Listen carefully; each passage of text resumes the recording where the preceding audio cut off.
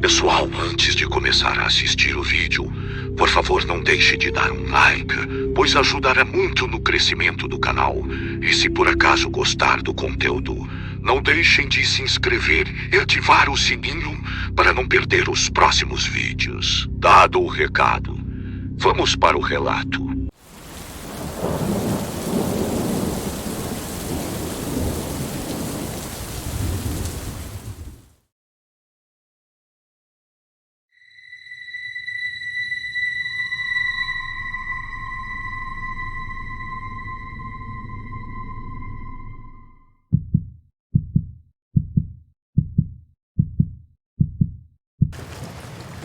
Boa noite, o meu nome é Júlio.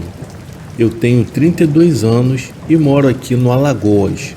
Durante esses últimos dias, eu e a minha irmã Lorena estávamos conversando sobre um caso perturbador que aconteceu com a gente no ano de 2002. Depois dessa conversa, eu resolvi compartilhar este relato com vocês. No ano de 2001, a minha família decidiu se mudar para um condomínio fechado aqui em Maceió. O meu pai havia ganhado uma promoção na empresa onde ele trabalhava. Já o meu irmão mais novo havia acabado de nascer. Já que os meus pais queriam o melhor para mim e para minha irmã e para o bebê, então os mesmos decidiram se mudar para esse condomínio, cujo nome era Roof Street, ou algo do tipo. Eu não me lembro direito o nome. Nos mudamos do condomínio em fevereiro de 2001. Quando vimos a nossa casa do lado de fora, ficamos super empolgados. Ela tinha 2 andares e era muito bonita. A minha irmã veio até mim e disse que seria muito legal ver as coisas lá do alto. Porém, a respondi dizendo que teríamos que tomar muito cuidado, pois agora nós tínhamos um bebê na família. Então, descarregamos nossos móveis, arrumamos tudo no seu lugar e, por fim, demos uma limpada na casa. Agora estava tudo pronto. A nossa casa tinha 2 andares. Eram 2 quartos, uma cozinha, uma lavanderia, um banheiro, uma sala de estar e um quintal nos fundos da casa. Aquilo era perfeito para vivermos. Tínhamos tudo de bom: comida, casa e conforto para o bebê. Os meus pais eram muito ocupados às vezes. Tinha dias que, na época, eu que tinha 14 e minha irmã que tinha 12 anos, tínhamos que cuidar do bebê, pois os meus pais trabalhavam o dia todo. A minha mãe até tinha um pequeno comércio de alimentos, no qual ela passava a maior parte do dia administrando. Isso fazia com que os meus pais tivessem muito pouco tempo para mim, para minha irmã e para o nosso neném, que era o meu irmão. Por sorte, o meu irmão, que era um bebê naquela época, ele era bem calmo e não precisava de tanto trabalho para cuidar dele.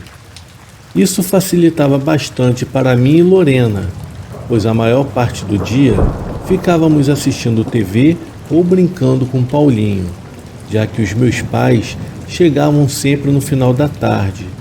Mas isso não significava que ficávamos sozinhos, pois a minha mãe sempre vinha até a casa para ver se estava tudo bem. Ela sempre olhava a casa para ter a certeza que eu e os meus irmãos estávamos seguros e logo depois voltava para o comércio. A única parte do dia em que eu e Lorena tínhamos tempo livre era de noite, quando a minha mãe colocava o nosso irmão para dormir.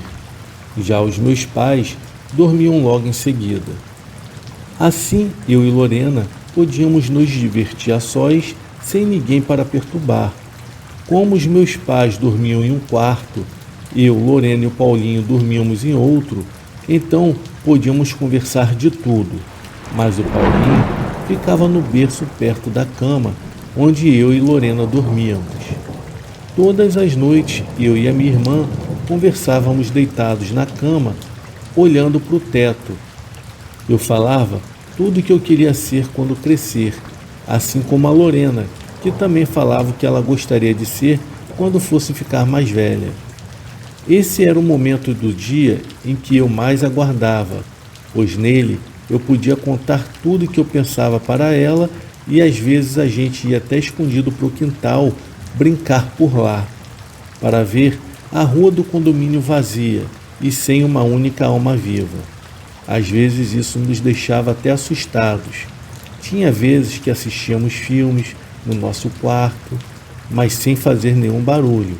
O som tinha que estar baixo para que o nosso irmãozinho não pudesse acordar. Tudo isso era muito bom, porém, tudo mudou depois de uma certa noite, que jamais eu irei esquecer. Era 16 de agosto de 2001. O dia tinha sido bem ensolarado. Os meus pais haviam ficado o dia inteiro no trabalho. Eu e a Lorena ficamos cuidando do nosso irmão Paulinho sem nenhum problema.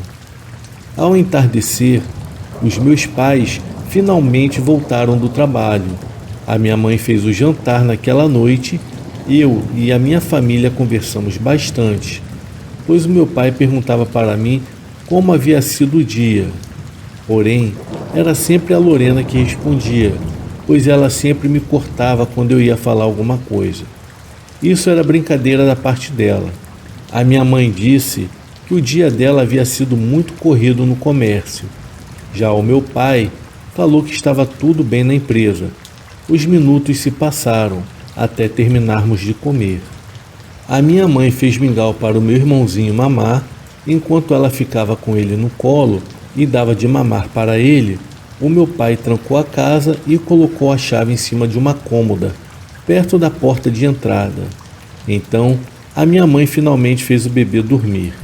E a mesma deu um beijo em mim e na Lorena, e foi se deitar junto com meu pai. Naquela noite, Lorena havia contado tudo o que havia acontecido na escola, pois a gente estudava de manhã para de tarde ficar com nosso irmão. Ela me disse até que tinha tido umas brigas na escola, e o motivo foi que tinha sido por causa de um garoto que havia roubado uma garrafinha de água de outro menino. Enfim, a gente conversou bastante, como de costume. Porém, a Lorena me disse que estava com sede e ia na cozinha beber um copo de água. Porém, os minutos se passaram e ela não havia voltado. Então, eu decidi ir ver o que havia acontecido com a minha irmã. Pois quando eu me levantei da cama, Lorena abriu a porta do quarto às pressas e a fechou rapidamente. Vendo aquela situação e sem entender nada, eu perguntei para ela o que havia acontecido. Ela estava com o rosto pálido, como se tivesse visto algum fantasma. Lorena então veio até a cama onde eu estava e disse que tinha uma pessoa no teto da cozinha.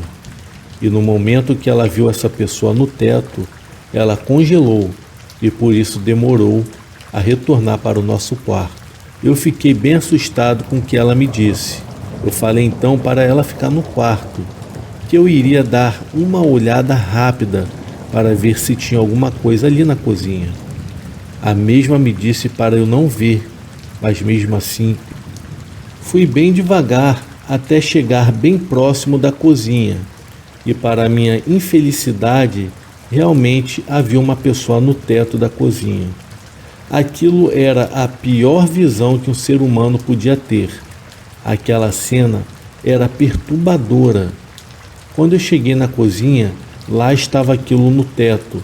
Aquela pessoa era como se fosse uma sombra negra, com seus braços e pernas retorcidos ao avesso. Aquela aberração estava pendurada no teto, com as suas pernas e braços que se mexiam bem devagar. Quando eu vi aquilo, eu corri em direção do quarto onde os meus irmãos estavam. Eu fechei a porta, então eu contei o que havia visto para minha irmã. Ela quase chorou de medo nesse momento. Ouvimos o som da porta do quarto se abrir e quando olhamos para a porta, vimos que ela estava entreaberta. Foi então que vimos um rosto pálido, com olhos negros e todo deformado nos olhando.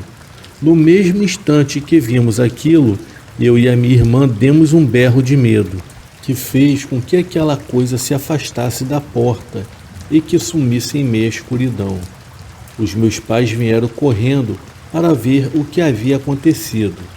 Quando eles entraram no nosso quarto e ligaram as luzes, eles encontraram eu e a Lorena em choque. Estávamos tão assustados que nem conseguimos falar direito. E é claro, o nosso grito acordou o bebê e a metade do condomínio. Depois de alguns minutos, os meus pais perguntaram o que havia acontecido. Então, eu e a minha irmã contamos o que tinha visto na cozinha e na porta do quarto. Os meus pais, depois de ouvir isso, vasculhou por toda a casa à procura da tal pessoa que estava no teto. Porém, não achou nada. A minha mãe nos disse para nós pararmos de ficarmos acordados durante a noite, pois isso estava nos prejudicando mentalmente. E logo depois que ela nos disse isso, novamente ela fez o nosso irmãozinho dormir e foi se deitar logo em seguida. Naquela noite, eu e a minha irmã nos enrolamos todo com um lençol e através de um pequeno buraco no mesmo, acabamos vendo aquele ser fantasmagórico, mas dessa vez ele estava em pé, parado de frente para a parede do nosso quarto. Eu pude ver o seu corpo. Aquilo era extremamente desnutrido, ao ponto de ver os seus ossos. Os seus braços eram grandes até o tornozelo, e aquela figura macabra e demoníaca não tinha nem cabelo nem orelha, e suas mãos haviam unhas do tamanho de uma faca de cozinha, e eram bem afiadas quanto uma. No mesmo instante que eu presenciei aquilo, dentro do nosso quarto, eu acabei desmaiando, só me lembrando de acordar com meu pai me perguntando o que havia acontecido novamente. Eu falei que havia visto aquele ser macabro, mas dessa vez no nosso quarto. Por vez, a minha irmã confirmou tudo isso. Até o nosso irmãozinho não escapou, pois em sua barriguinha apareciam arranhões, tanto nos pés quanto no pescoço. Os meus pais não pensaram duas vezes e se mudaram daquele condomínio. Após nos mudarmos para um apartamento, nada daquelas atrocidades voltaram a acontecer. Mas até hoje, 21 anos depois, eu me lembro muito bem dessa noite, como se fosse hoje. Felizmente nada de grave aconteceu, e seja lá o que era aquilo, espero que não tenha aparecido para outras pessoas.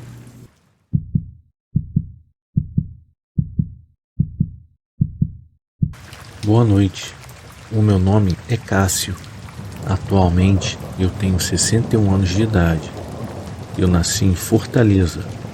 Lembro-me que no ano de 1992 eu tinha 32 anos.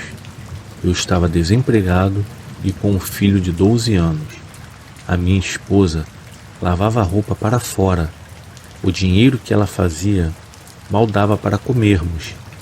E assim foi por um bom tempo, até que no ano seguinte, mais precisamente no ano de 1993, eu acabei conseguindo um emprego no interior da Bahia.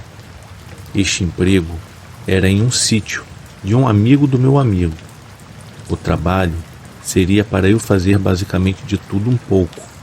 Porém, o que me fez aceitar a este emprego foi os benefícios. Tínhamos direito à moradia, com água e luz inclusos, alimentação e uma caminhonete D20, sem contar que o salário era consideravelmente bom. O dono da propriedade se chamava Ronaldo. Era um senhor de aproximadamente 70 anos de idade. O mesmo era viúvo e seus 3 filhos moravam em São Paulo. Nenhum deles quiseram trabalhar no sítio com o pai. Então, o senhor Ronaldo acabou me contratando para trabalhar com ele. No sítio, trabalhava uma cozinheira, de nome Joana, e uma ajudante de cozinha, chamada Carmen. Ambas aparentavam ter seus 50 e poucos anos. E tinham também o João, um senhor de 65 anos, que era um faz-de-tudo no sítio. Todos moravam no sítio do Senhor Ronaldo. Passaram-se alguns meses. Tudo estava indo completamente normal, até que em uma certa noite eu fui acordado com umas batidas na porta da minha casa. Olhei para o relógio e eram 11 horas da noite.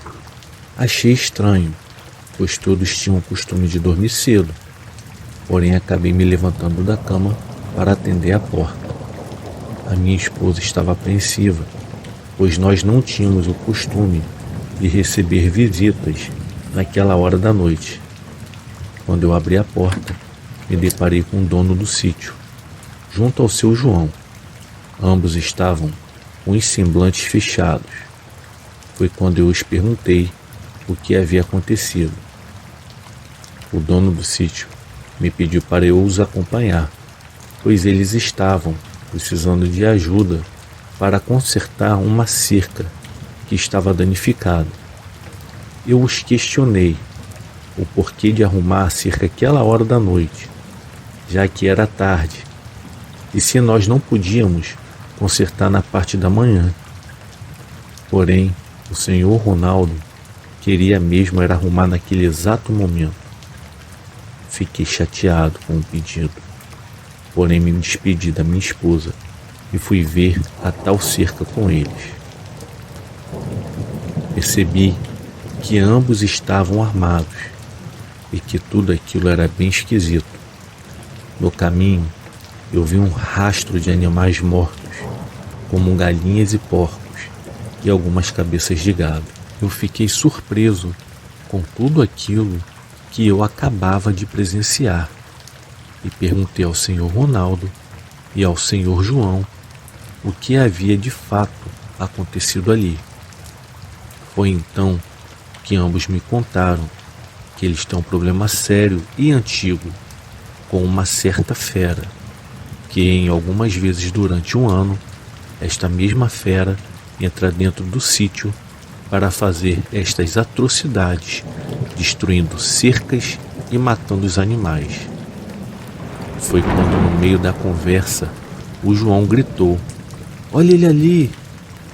E quando eu olhei, eu vi a silhueta de um homem em pé, em cima do telhado do galpão.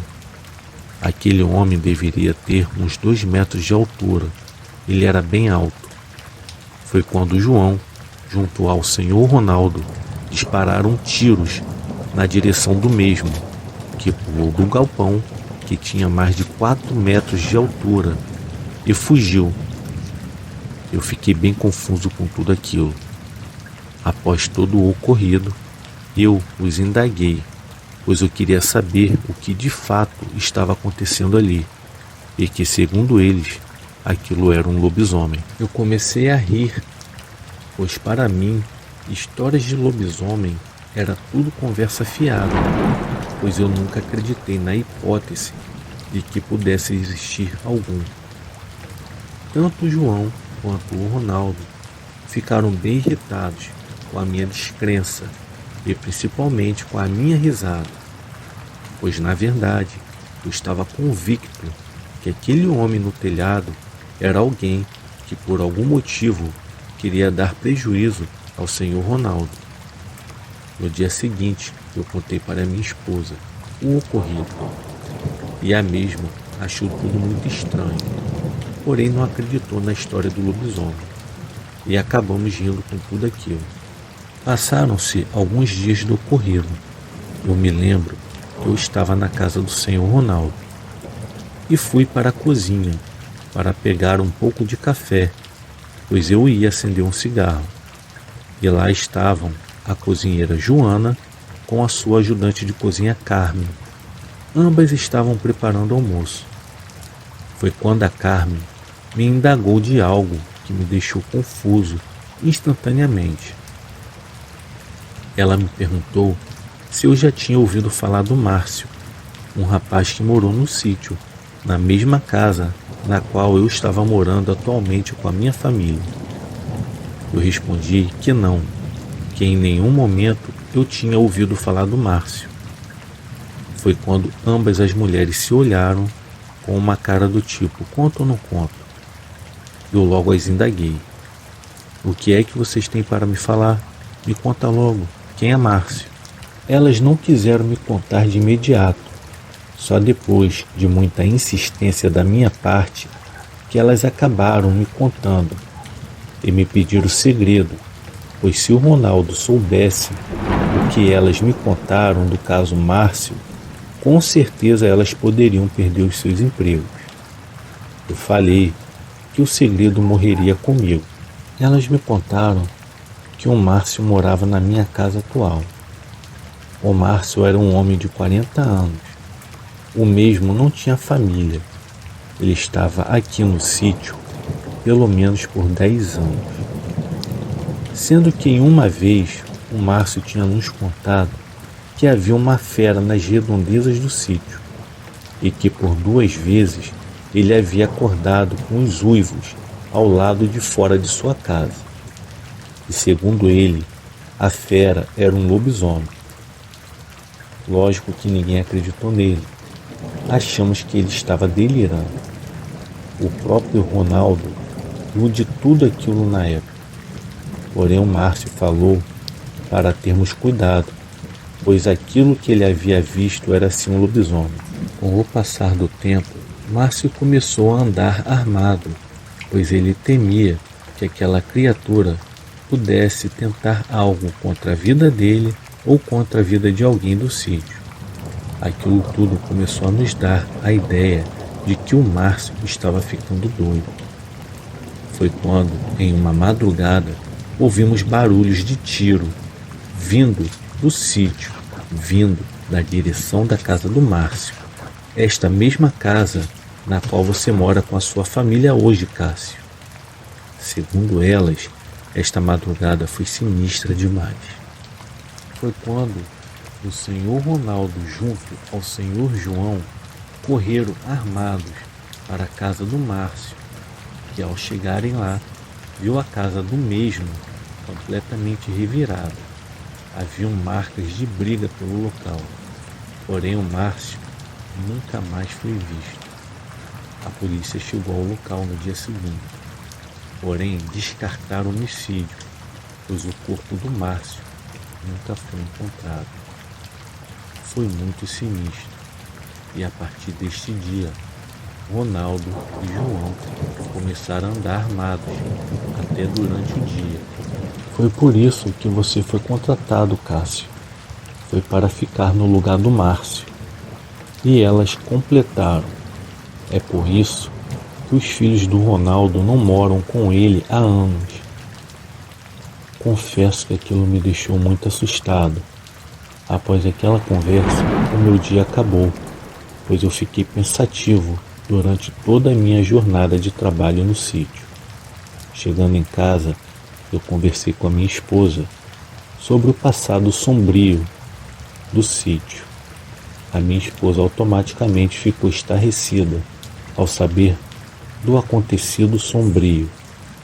E, infelizmente, ficamos refém do lugar, pois nós não tínhamos para onde irmos, pois a vontade de sumir deste local era imensa. Passaram-se alguns dias e em uma certa vez eu estava voltando para casa. Já era bem tarde. Foi quando que do nada o meu carro parou de funcionar. O local estava em uma escuridão total. Peguei a lanterna e saí do carro para ver o que havia de fato acontecido com o mesmo. E ao abrir o capô para ver o motor, lembro-me de sentir a presença de alguém pelas minhas costas. E quando eu me virei, me deparei com aquela criatura horrenda, me encarando, próximo a uns 5 metros de mim. Os seus olhos eram grandes e amarelos. Os seus dentes eram grandes e pontudos, que mal cabiam direito em sua boca. Aquilo era muito grande. Em seu corpo continha alguns tufos de pelos. Eu fiquei em choque por alguns segundos. Foi quando eu decidi correr para dentro da caminhonete. Aquela criatura colocou o seu rosto encostado no para-brisa do carro e ficou me olhando com aquela cara horrenda. Eu peguei um 38 no porta-luvas e quando eu apontei para o rosto daquela coisa, a mesma deu um pulo para o meio do mato e sumiu. Fiquei dentro do carro em estado de choque. Na época eu não tinha como pedir ajuda, pois eu não tinha um telefone. Passei toda a noite dentro do carro. Só consegui ajuda no dia seguinte. Foi quando eu falei para todos o que havia acontecido comigo. Todos ficaram assustados com o que eu tinha relatado. Pouco tempo depois, eu fui embora. Eu não tive mais contatos com o senhor Ronaldo e seus funcionários. Hoje em dia, eu acredito piamente quando alguém vem me falar de algum acontecimento sobre o assunto. Eu não sei se as autoridades realmente não sabem da existência destas criaturas ou se as mesmas escondem da população para não causar um certo pânico. Porém, hoje em dia, eu sou a prova viva de que o lobisomem existe sim e está entre todos nós.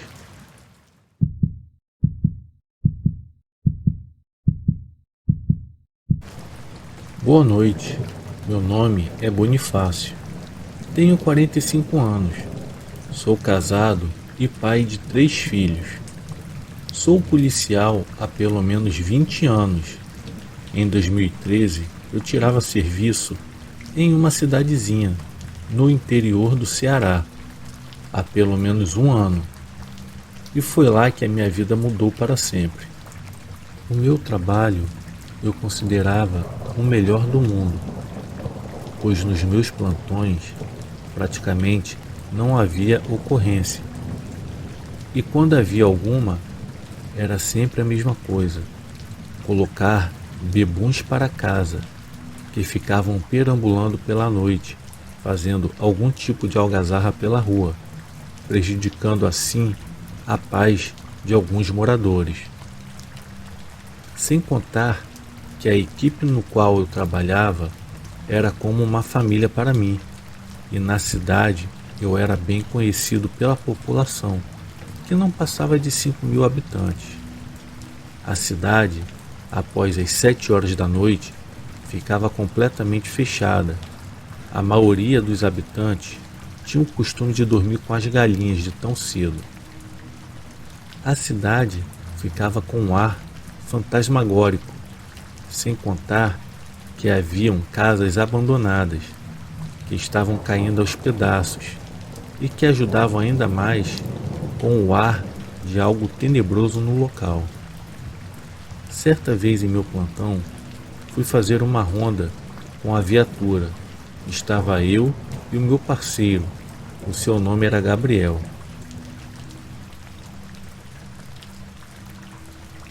Estávamos conversando sobre todo tipo de assunto, era da família ao futebol. E foi quando encontramos o seu Ramalho, um senhor de aproximadamente 70 anos de idade, que estava bem alcoolizado e dando uns gritos na rua.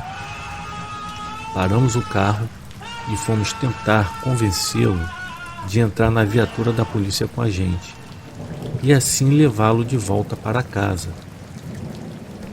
O seu Ramalho não titubeou, aceitou em entrar no carro com a gente.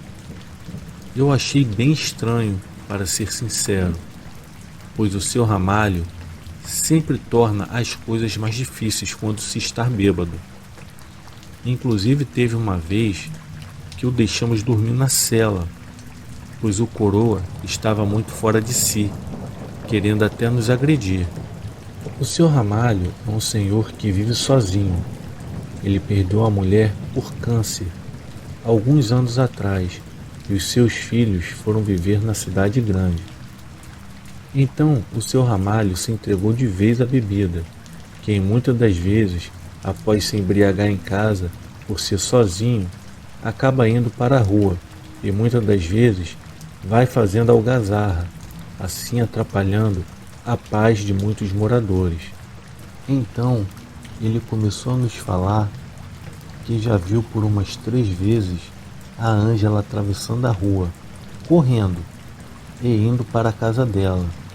E hoje foi um dos dias no qual ele a viu. O meu parceiro, sem entender nada, por uma conversa meio que fora de contexto, olhou para mim e deu um pequeno sorriso de canto de boca. Foi aí que eu questionei o seu Ramalho. Ramalho, qual o problema de uma mulher atravessar a rua correndo? Foi aí que o Senhor me olhou nos meus olhos e então ele me disse: nada demais, meu filho, a não ser que seja uma menina de 13 anos, 1h da manhã indo para casa, no qual ninguém lá mora mais.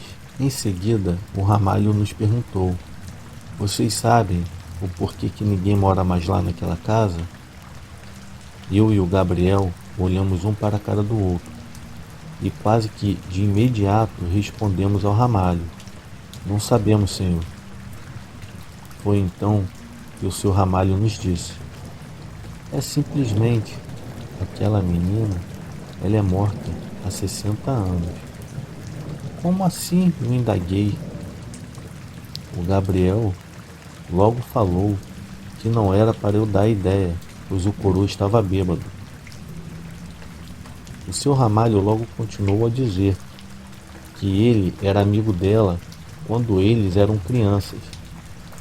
Era por volta de umas 5h da tarde, quando o pai dela chegou, bêbado em casa, e começou a discutir com a mãe dela. O pai da Ângela era muito ciumento e quando bebia ficava muito violento. E em uma discussão, o pai da Ângela começou a bater na mãe dela, na frente de nós dois. Em seguida ele me expulsou do quintal, de onde eu estava com a Ângela. Eu morria de medo dele. O pai da Ângela era bem alto, era um gordo e a sua voz era bem grossa. E quando ele bebia, dava a impressão de que ele se tornava um bicho, com aquela cara bem avermelhada do sol.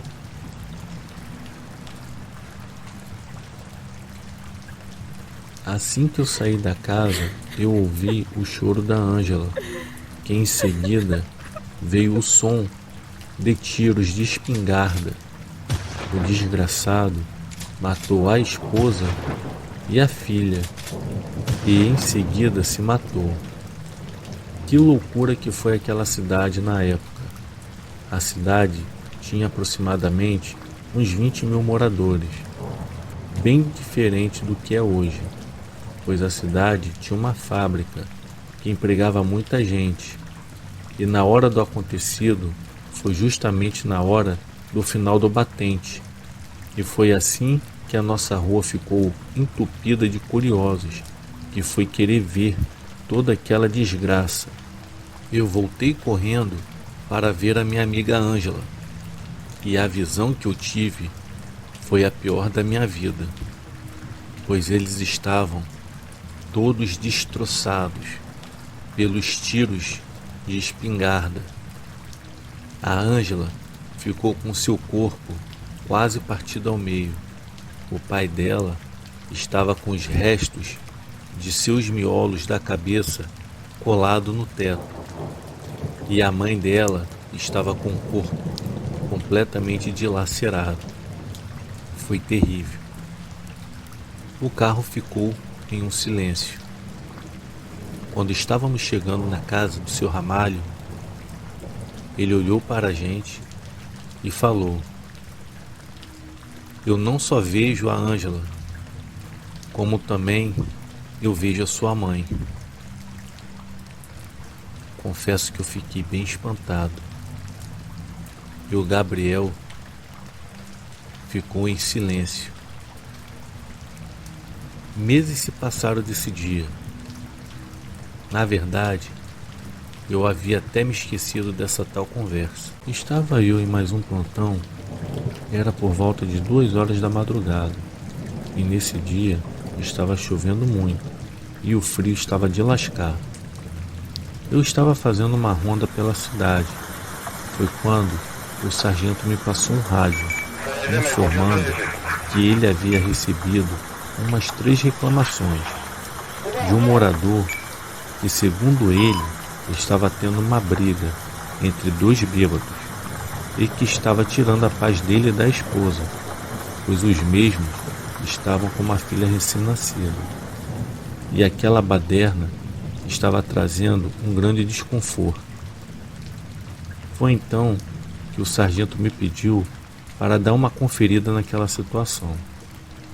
E dessa vez eu não sei o motivo de que eu estava sozinho em minha viatura. Chegando no local, não havia mais brigas. Os beberrões já tinham se mandado.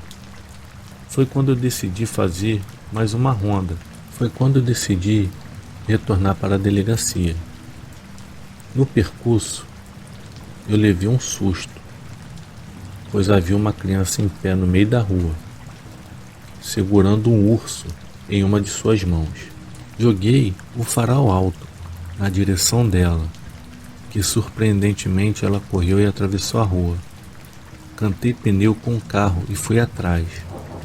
Foi quando eu vi que ela correu para uma casa abandonada. Na mesma hora, eu fiquei com medo, pois veio em minha mente a história do Sr. Ramalho sobre a menina Ângela. Depois de poucos segundos, paralisados na viatura, a minha curiosidade foi maior do que o meu medo. E eu tinha que tirar tudo aquilo ali a limpo. Parei em frente à casa e vi que a casa estava abandonada há décadas. Pulei a cerca da casa, coloquei a lanterna na frente para clarear o local e, chegando em frente à porta da casa, a mesma estava trancada. Tentei abri-la e nada, foi sem sucesso. Rodeei a casa, ela estava completamente fechada. Foi quando eu pensei, vou embora, é melhor. Ao voltar em direção ao meu carro, eu ouvi o barulho da porta se destrancando. E quando eu olhei para trás, a porta estava completamente aberta. Fiquei surpreso e um medo absurdo. Mas como eu disse, a minha curiosidade era maior. Foi aí que eu decidi entrar na casa. O meu medo era muito grande, confesso. Quando eu coloquei o meu pé na escada, eu ouvi passos, como se estivesse alguém no andar de cima. Subi a escada correndo. Foi quando me deparei com uma mulher sentada em uma cadeira de balanço e com uma criança em seu colo. Eu fiquei paralisado, como uma estátua. O meu medo me travou por completo. Foi quando aquela mulher foi se virando bem devagar em minha direção. A visão que eu tive foi terrível. Elas estavam com uma cara totalmente pálida, com os olhos acesos e arregalados. A boca estava totalmente aberta. Elas começaram a murmurar. E eu estava em choque. Foi quando eu ouvi passos de alguém subindo as escadas para o andar em que eu estava. Quando eu me virei, eu vi aquele cara bem alto e gordo, gritando com uma cara toda deformada, que chegou perto de mim. Foi quando eu desmaiei. Eu me lembro que eu fui acordado pelo meu amigo Gabriel, que estava me procurando pela pequena cidade. Segundo Gabriel, ele só me achou pois encontrou a minha viatura estacionada em frente à casa abandonada. O Gabriel me falou que quando chegou no local em que eu estava desmaiado, ele ouviu vozes e que achou que eu estava tendo problemas com algum mendigo bebum. Quando eu falei para ele o ocorrido, ele na mesma hora ficou muito assustado. Passaram-se alguns dias e eu pedi transferência para trabalhar em outra cidade. E um certo dia eu estava tirando plantão em outra cidade, um pouco distante da que eu estava. Foi quando meu amigo Gabriel, o meu ex-parceiro, me enviou uma mensagem para me informar que o velho Ramalho foi encontrado morto dentro da tal casa no qual eu passei aquele terror. Segundo o Gabriel, só acharam o seu Ramalho pois os vizinhos começaram a sentir cheiro de podre vindo da maldita casa. Chegando no local, o corpo do seu Ramalho estava apodrecendo e o seu rosto estava com uma expressão de medo. Após eu ler a mensagem do Gabriel, eu confesso que me veio em mente todo aquele terror que eu havia passado. E na hora eu imaginei o terror que o seu Ramalho não deveria ter passado para chegar ao ponto de morrer. Eu acredito que ele deveria estar bêbado e infelizmente ele deve ter sido atraído pelo tal espírito para dentro daquela maldita casa. Hoje em dia eu faço um tratamento psicológico para eu poder trabalhar e viver de uma forma melhor, pois mesmo assim, muitas das vezes eu me sinto assombrado pelo que eu presenciei. Hoje eu coloco o meu Deus na minha frente para que eu possa trabalhar em paz comigo mesmo.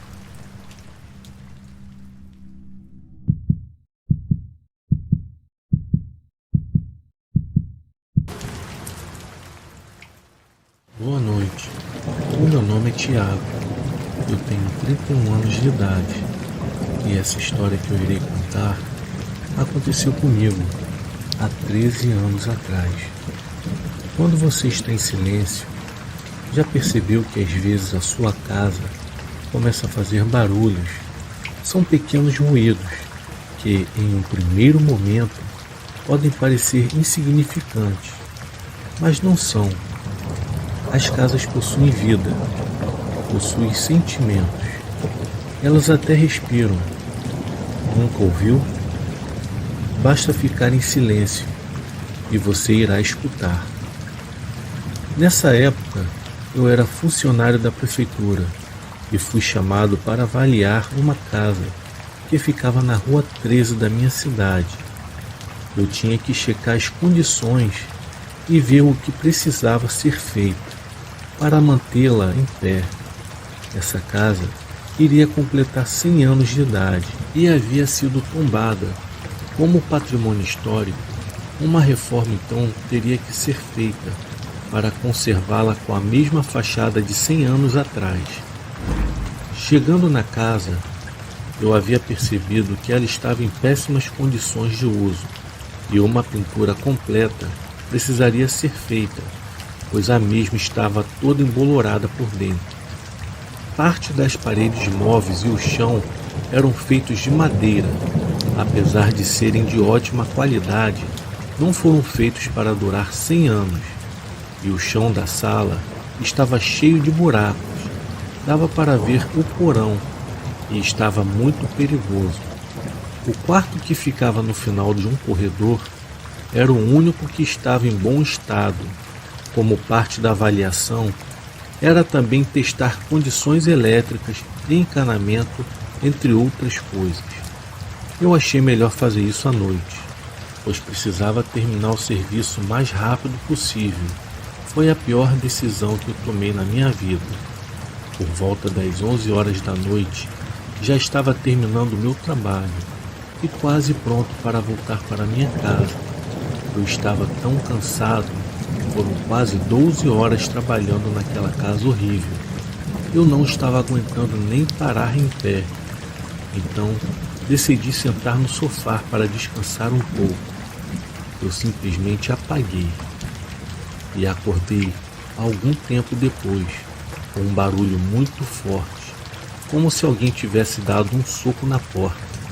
eu levantei assustado do sofá, olhei no relógio e eram meia-noite em ponto. Eu fui caminhando até a porta e abri a mesma. Olhei para fora e não havia ninguém. Eu não sabia o que havia feito aquele barulho. Sem perder muito tempo, comecei a arrumar as minhas coisas para ir para casa. Depois de arrumar tudo, comecei a caminhar rumo à porta de saída. Foi quando, de repente, eu escutei alguém me chamar. E a voz vinha de dentro da casa. Eu ouvi, em alto e bom som, uma mulher dizer o meu nome. Ela dizia: Tiago, eu preciso de você. Nessa hora, eu me arrepiei por inteiro e respondi que o meu trabalho já havia terminado. Já havia olhado a casa por inteira. Então ela disse: Não, você não olhou, Tiago. Está faltando olhar aqui. Nesta hora, a porta do quarto que ficava no final do corredor se abriu e a luz estava acesa. Eu não podia sair de lá sem deixar aquela luz acesa. Então, eu fui caminhando pelo corredor até o quarto para apagar a tal luz. Mesmo mexendo no interruptor para cima e para baixo, a luz não se apagava. Foi quando eu ouvi uma voz me dizer novamente: Tiago, você esqueceu de olhar embaixo da cama. Eu me aproximei da cama, me ajoelhei e olhei embaixo dela. Havia um buraco, como de um cemitério que está pronto para enterrar alguém. E dentro desse buraco, haviam 13 pessoas me olhando fixamente. Elas tinham olhos vermelhos e estavam bem arregalados. Foi quando me disseram: Precisamos de você, Tiago. Precisamos de sua alma. Ela fortalece a nossa mãe. Então eu perguntei quem era a mãe deles. Eles me responderam: Mamãe está atrás de você. Quando eu me virei, um pedaço de madeira, mais ou menos de 1 metro, se desprendeu do chão e veio em direção à minha cabeça. Depois disso, eu apaguei, não lembrando de mais nada. Quando eu me recuperei da pancada, eu havia percebido que eu estava no hospital e meio confuso e com muita dor de cabeça. Eu olhei pela janela e haviam muitos repórteres lá fora e na TV estavam falando o meu nome, mas eu não estava entendendo nada. Quando o médico entrou no meu quarto, eu perguntei o que estava acontecendo e ele me disse que eu estava famoso e que eu havia passado por 13 cirurgias. Tudo isso para tentar tirar uma estaca de madeira que estava cravada em minha cabeça, de algo praticamente impossível.